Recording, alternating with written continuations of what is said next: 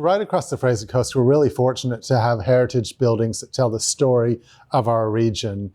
I'm here at the home of George, Gail, and Jazzy here on Kent Street. And it's a very historic building, isn't it, George? It certainly is. It goes back a long way to when Stuparts and Kinneys were the big players on the street. And, you know, walk down the street and the front of the shops and the buildings is still that heritage look. And it's the whole street. It's really a good thing. Yeah, and they tell the story of Maryborough, the different department stores, the people, the events. And with this historic building, you're doing some restoration work right now, aren't you? Well, we are. When you look next door, they still have the original casement wooden windows. And efficient as aluminium windows are, we decided we'd replace them and bring the whole building back to the original look. And we're happy to do that because we think it's going to look really nice. And have you been able to get local tradespeople who can assist with that? We have.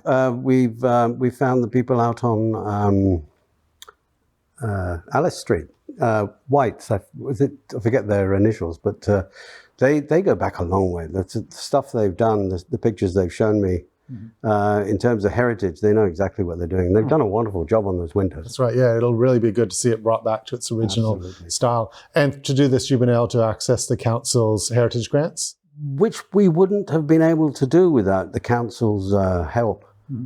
Because, you know, when you make quality wooden windows like that, it's very expensive. I mean, there's a lot of craftsmanship goes into that.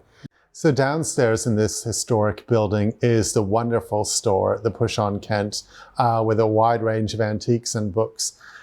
Gail, what does it mean to you to utilize an historic space for this store? Well, for me, it's a beautiful place to work, and having wonderful old books in an old building just seems right.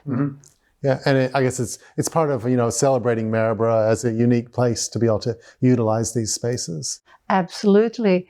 And I'd like to think that it would become a bit of a meeting place too for people to come and search out books about Maryborough and things about Maryborough and about Australia generally, and all sorts of interesting books. Yeah. So as well on the wall here, you have a fantastic art collection. Will you be showcasing local artists? Absolutely. We have 2 big paintings here at the moment by a local artist, with the third coming, and we'll do a little introduction for her to the people of Maryborough one evening.